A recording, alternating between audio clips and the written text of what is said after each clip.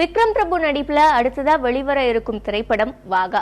ஹரிதாஸ் புகழ் GNR குமரவேலன் இந்த திரைப்படத்தை இயக்கியிருக்காரு. விக்ரம் பிரபு முதல் முறையா இந்த படத்துல ராணுவ வீரரா நடிச்சிருக்காரு.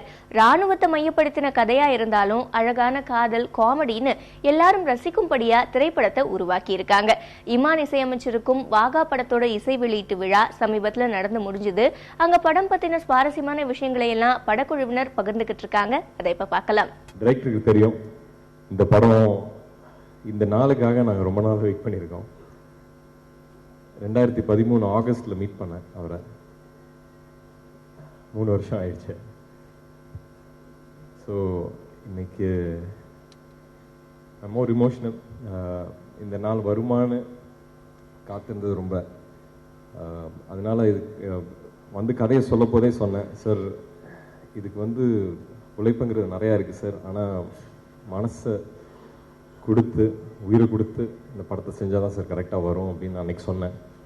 அது எதனால சொன்னேன்னு தெரியல, நினைச்சோன்னே அப்படி தான் இருந்துச்சு எக்ஸ்பீரியன்ஸ். இந்த படத்துக்காக இந்த பேக்ரவுண்ட் ஸ்கோர் ஒர்க் இப்போது போயிட்டுருக்கு. ரொம்ப இன்டென்ஸான ஃபிலிம் மேக்கிங் பண்ணியிருக்காரு GNR சார். அண்ட் கேமராமேனுக்கு என்னுடைய நன்றியை தெரிவிச்சுக்கிறேன் சதீஷ் அவர்களுக்கு. ரொம்ப அழகான விஷுவல்ஸ், சாங்ஸ், அந்த டோட்டல் ஃபிலிமே ரொம்ப அழகாக எடுத்திருக்காங்க. அண்ட் சாய்ஸ் ஆஃப் ஸ்கிரிப்டுக்கு குறிப்பாக விக்ரம் பிரபுக்கு என்னுடைய வாழ்த்துக்களை தெரிவிச்சுக்கிறேன். ஏன்னா ஒவ்வொரு திரைப்படம் பேக் டு பேக் பண்ணும்போது அதில் நிறைய கான்ட்ராஸ்ட் இருக்கணும் அப்படின்னு ரொம்ப கவனமாக சூஸ் பண்ணி பண்ணுறாரு. 4வது படம் இமான் பிரதரோட. நானும் பெருமையாக சொல்லிப்பேன் சார், ஒவ்வொரு படமும் டிஃப்ரெண்ட்டாக கொடுக்கணும் அப்படின்னு. கடைசியாக அந்த படம் இமான் பிரதரோட போவோம். அண்ட் அவரும் அதே மாதிரி டிஃப்ரெண்ட்டாக கொடுப்பாரு. ஸோ ரொம்ப சந்தோஷம். ஒவ்வொரு படமும் டிஃப்ரெண்டாக கொடுத்துருக்கீங்க. அதே விதத்தில் வாகா உங்களோட எக்ஸைட்மெண்ட் தெரிஞ்சிச்சு as soon as you heard the script. very very happy with every song. Theme music தான் கடைசியாக கொடுத்தீங்க.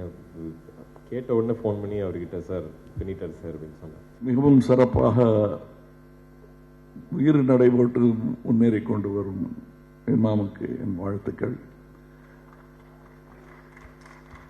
இன்னும் நிறைய படங்கள் நீங்களெல்லாம் சேர்ந்து செய்யணும். 5 படங்கிறத பெருமையாக சொல்லாதீங்க. ஒரு சின்ன விஷயத்தை சொல்லி இன்னும் போக வேண்டிய தூரம் எவ்வளோ இருக்குங்கிறதுக்காக தான் சொல்கிறேன், கர்வத்தில் சொல்ல தயவு செய்து. இளையராஜாவும் நானும் கிட்டத்தட்ட 100 படம் பண்ணிட்டோம். ஸோ இப்போ அடுத்த படம் பண்ண போகிறோம். இப்படி உங்கள் பயணமும் தொடர வேண்டும் என்பது ஆசை. வயது இருக்கிறது, திறமை இருக்கிறது, நீங்கள் அப்படி முன்னேற வேண்டும். இந்த படம் கண்டிப்பாக வெற்றி பெறுவதற்கான எல்லா வாய்ப்புகளும் தெரிகிறது. அண்ணா வணக்கம். இது எனக்கு முதல் தமிழ் படம். So I think after a couple of more movies I'll be able to talk to you all in Tamil. I'd like to thank my producer and my director Kumaravelan sir for believing in me and giving me this wonderful opportunity and for launching me in Tamil. And Vikram, thank you so much.